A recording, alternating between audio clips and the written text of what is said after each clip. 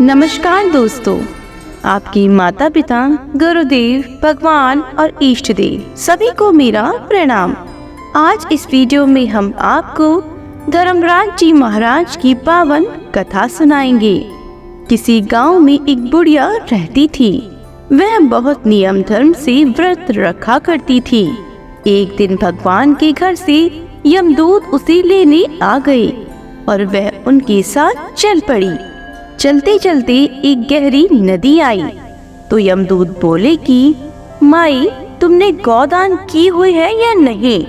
बुढ़िया ने उनकी बात सुनकर मन में श्रद्धा से गाय का ध्यान किया तो वह उनके समक्ष आ गई और बुढ़िया उस गाय की पूंछ पकड़कर नदी पार कर गई।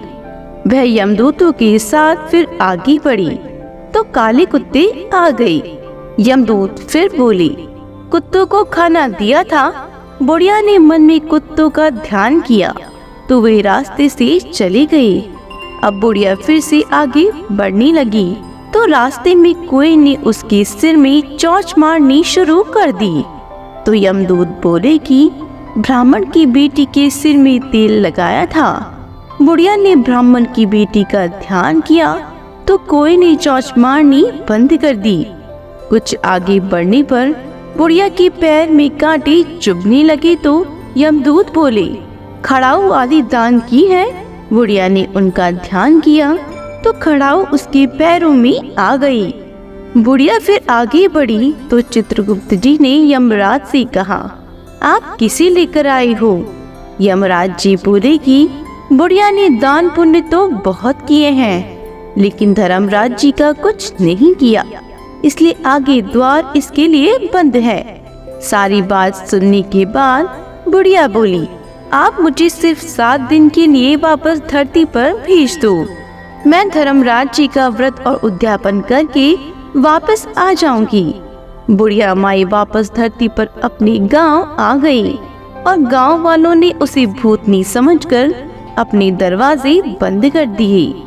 वह जब अपने घर गई तो उसके बहू बेटे भी दरवाजे बंद करके बैठ गए। बुढ़िया ने कहा कि मैं भूतनी नहीं हूँ, मैं तो धर्मराज जी की आज्ञा से वापस धरती पर 7 दिन के लिए आई हूँ। इन 7 दिनों में मैं धर्मराज जी का व्रत और उद्यापन करूँगी, जिससे मुझे परलोक में जगह मिलेगी। बुढ़िया की बातों से आश्वस्त होकर बहू बेटे उसके लिए पूजा की सारी सामग्री एकत्रित करते हैं। जब बुढ़िया कहानी कहती है तब वह हुंकारा नहीं भरती, जिससे बुढ़िया फिर अपनी पड़ोसन को कहानी सुनाती है और वह हुंकारा भरती है। 7 दिन की पूजा व्रत व उद्यापन के बाद धर्मराज जी बुढ़िया को लेने के लिए विमान भेजते हैं। स्वर्ग का विमान देख उसके बहू बेटों के साथ सारे गांव वाले भी स्वर्ग जाने को तैयार हो गए। बुढ़िया ने कहा, तुम कहाँ तैयार हो रहे हो? मेरी कहानी तो केवल पड़ोसन ने सुनी है, इसलिए वही साथ जाएगी।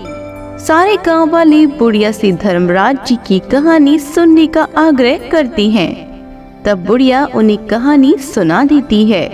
कहानी सुनने के बाद सारे ग्रामवासी विमान में बैठकर स्वर्ग जाते हैं। तो धर्मराज जी कहते हैं, मैंने तो विमान केवल बुढ़िया को लाने भेजा था। बुढ़िया माई कहती है कि हे धर्मराज, मैंने जो भी पुण्य किए हैं उसमें से आधा भाग अब गांव वालों को दे दो। इस तरह से धर्मराज जी ने ग्रामवासियों को भी स्वर्ग में जगह दे दी। हे धर्मराज महाराज, जैसे आपने बुढ़िया के साथ सभी गांव वालों को भी स्वर्ग में जगह दी, उसी तरह से हमें भी देना। कहानी सुनकर हुंकारा भरने वालों को भी और कहानी कहने वालों को भी जगह देना। बोलो धर्मराज जी महाराज की जय हो।